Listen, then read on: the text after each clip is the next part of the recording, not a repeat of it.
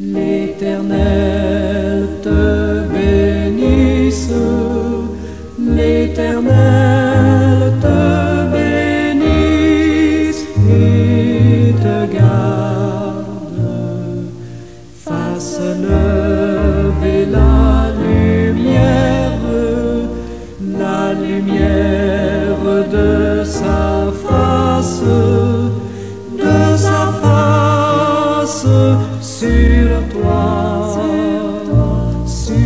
toi, use de grâce envers toi et te donne la paix, et te donne la paix.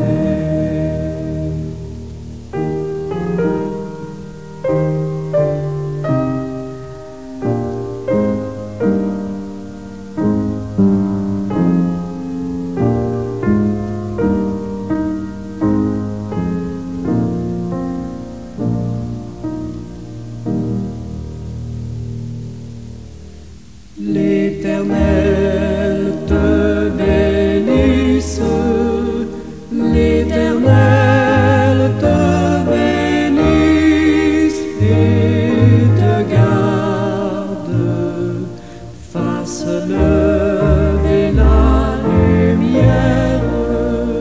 la lumière de sa face sur toi, use de grâce envers toi et te donne la paix, et te donne la paix.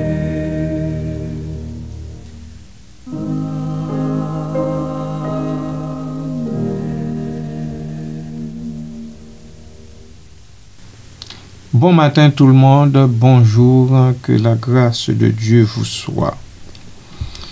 Mais au ciel, bonheur suprême, au ciel, plus d'espoir déçu. Ah oui. Ces deux vers, bien que concis, recèlent une profondeur émotionnelle et philosophique significative.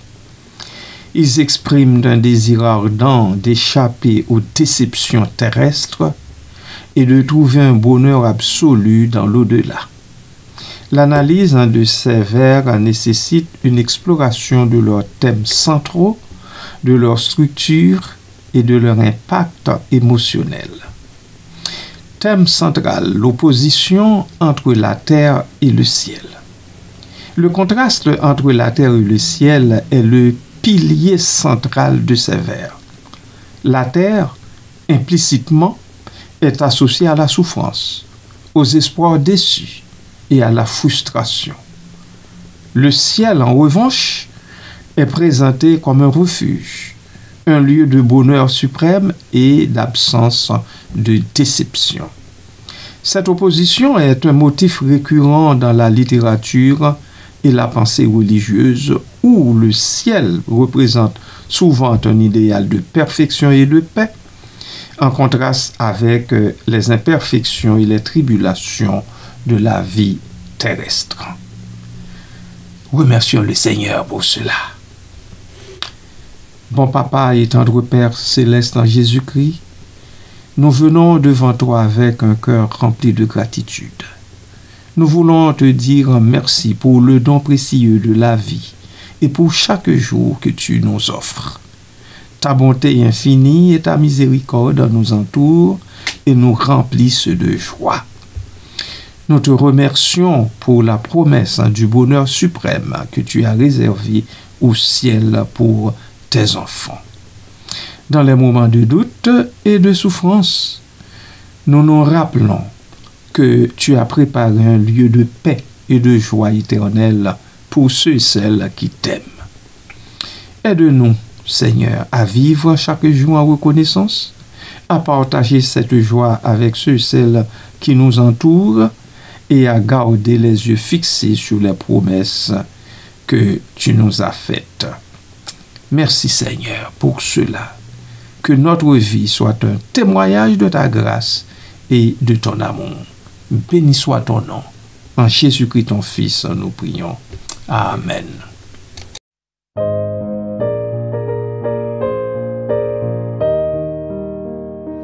Au ciel est la maison du Père, étincelante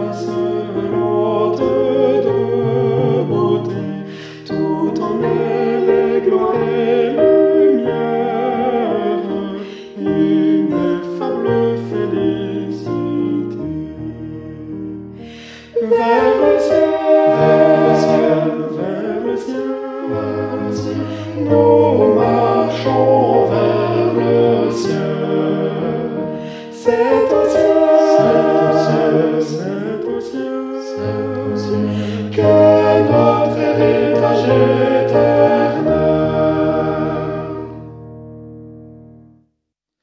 Là, le bonheur est sans mélange. Là, le péché ne règne plus. C'est l'amour et c'est la louange. C'est la présence de Jésus. Vers le ciel, vers le ciel, vers le ciel, nous marchons vers le ciel. C'est au ciel, c'est au ciel, que notre héritage éternel. Dans nos fatigues sur la terre, dans nos combats et nos douleurs, c'est toi, douce maison du Père, que cherchent nos yeux et nos cœurs.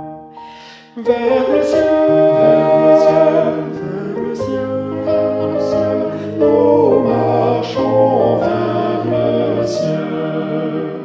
C'est au ciel, c'est au ciel, que notre héritage éternel. Jour de peine ou jour d'allégresse, tout se brise ou vent orageux, pas à pas avançons sans cesse vers notre demeure des cieux. Vers le ciel, vers le ciel, vers le ciel, nous marchons vers le ciel. C'est au ciel, c'est au ciel, que notre héritage éternel.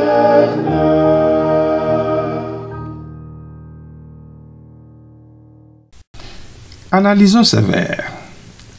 Mais au ciel, bonheur suprême.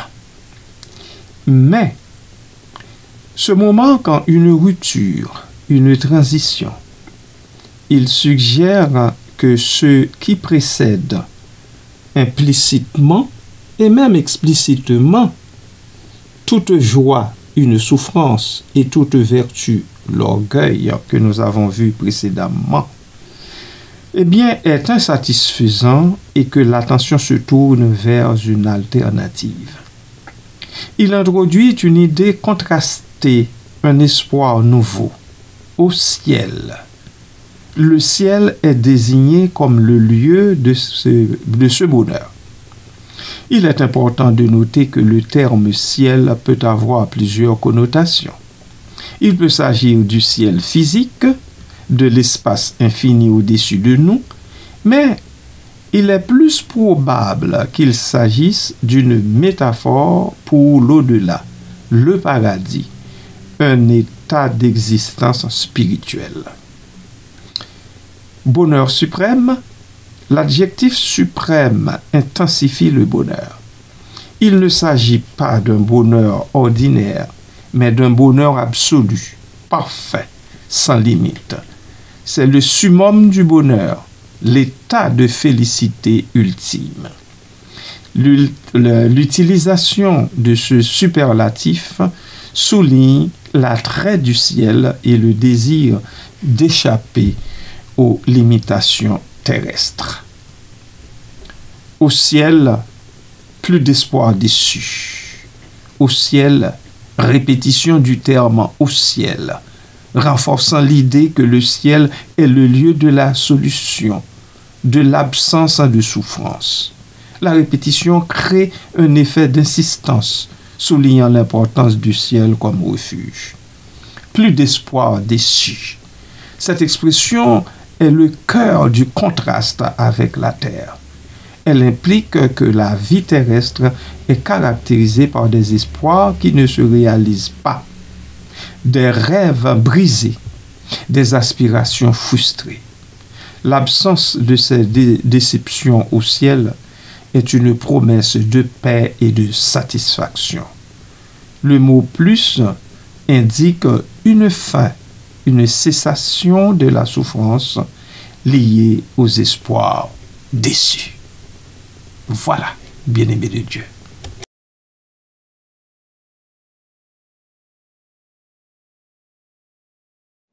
Vers le ciel, vers la patrie, mon cœur s'élance joyeux.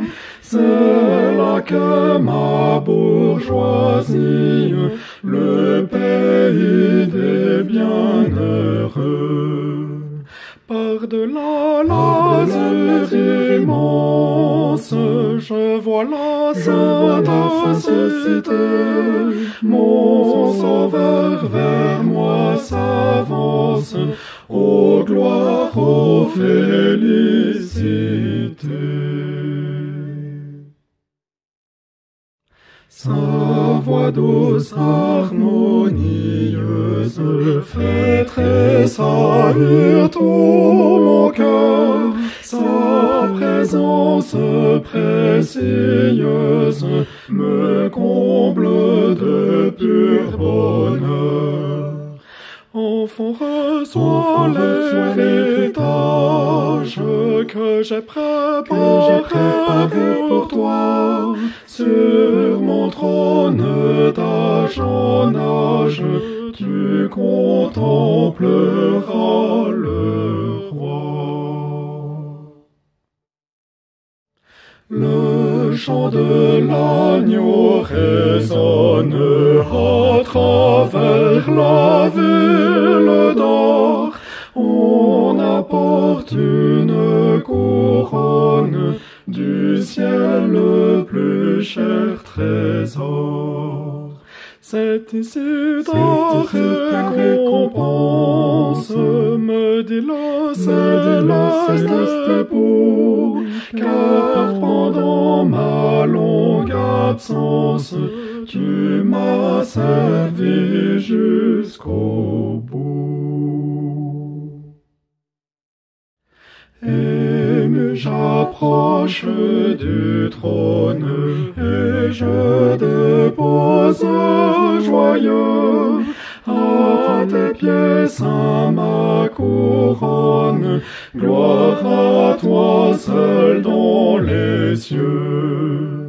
À ton nom, tous mes hommages, Jésus Seigneur éternel, tu seras dans tous les âges l'unique thème du ciel.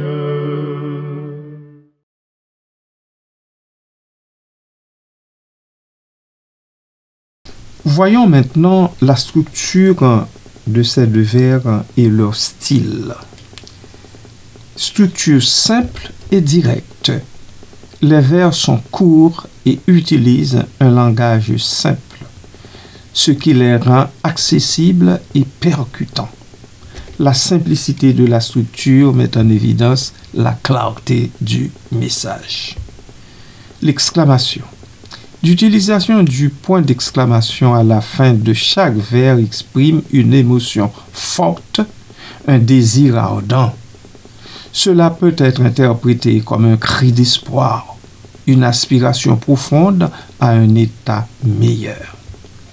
La répétition de Au ciel renforce l'importance de ce lieu comme solution aux problèmes terrestres. Que le peuple de Dieu ne l'oublie pas. Interprétation possible.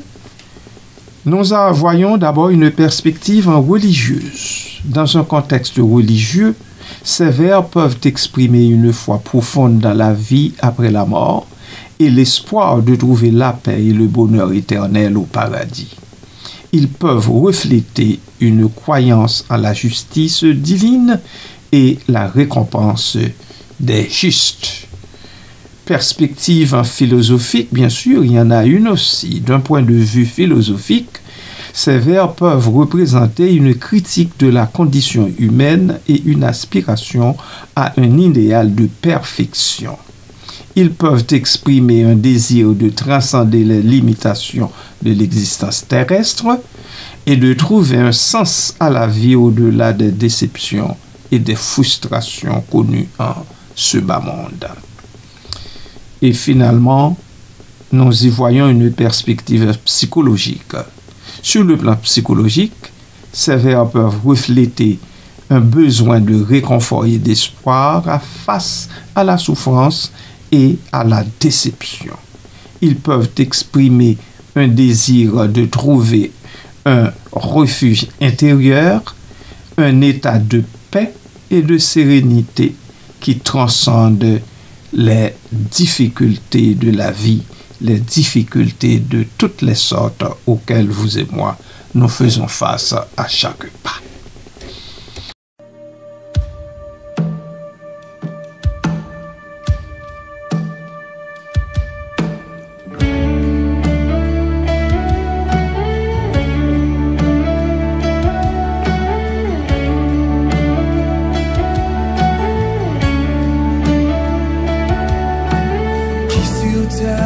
Comme toi, Seigneur,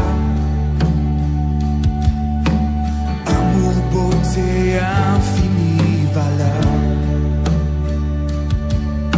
Mais si rien ne peut me satisfaire, Jésus, ton amour me désaltère. Ta présence, c'est le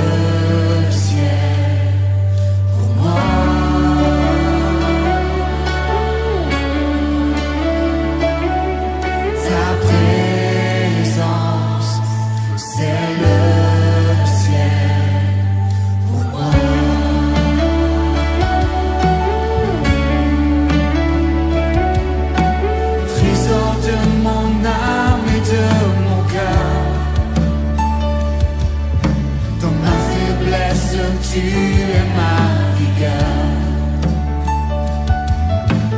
libre de mon passé, de tout bien. Tu tiens ma vie aujourd'hui et demain. Ta présence, c'est le ciel pour moi.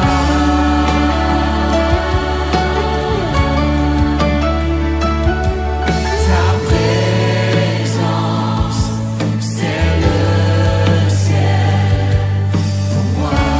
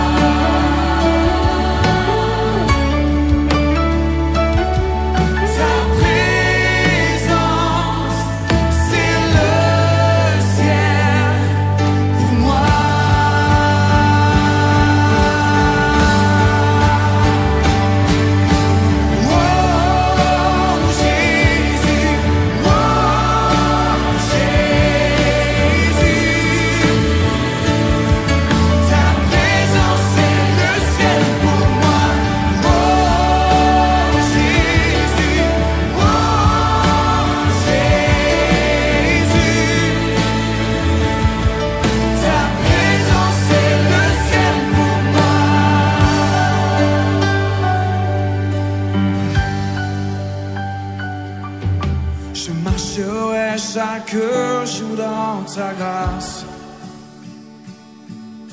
car un jour je te verrai face à face. Mais si rien ne peut me satisfaire, Jésus, ton amour me désintègre. Mais si rien ne peut me satisfaire, Jésus, ton amour me désintègre. Mais si rien ne peut me satisfaire, Jésus, ton amour me désintègre. Jésus, ton amour me désintègre.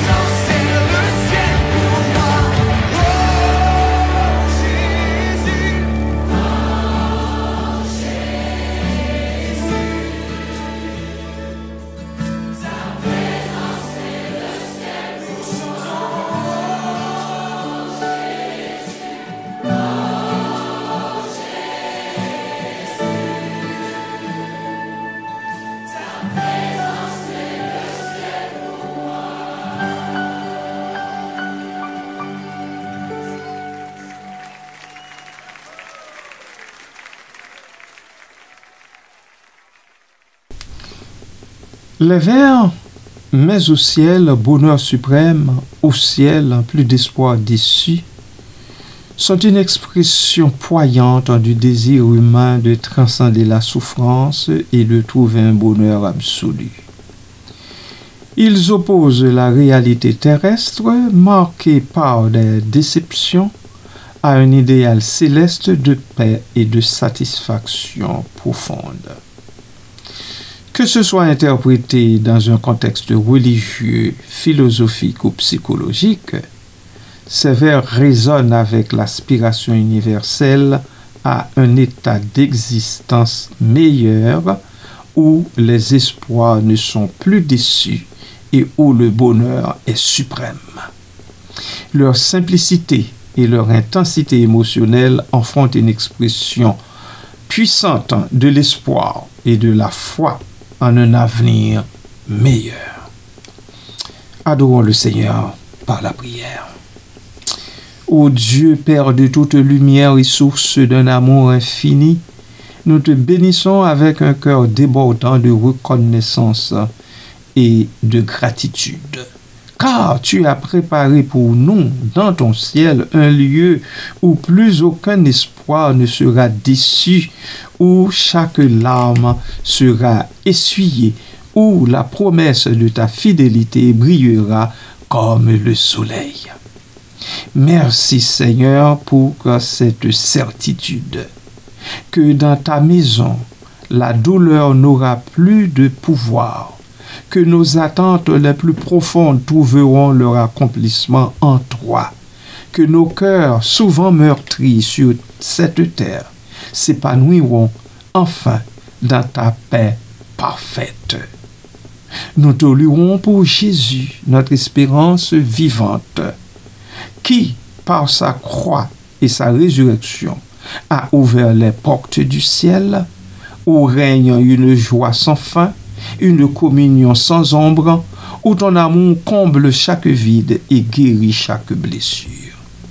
Aide-nous, Seigneur, à garder les yeux fixés sur cette réalité céleste, à vivre dès aujourd'hui dans la confiance en tes promesses et à partager cette espérance avec ceux et celles qui doutent ou souffrent encore, pour qu'ils découvrent eux aussi la beauté de ton royaume.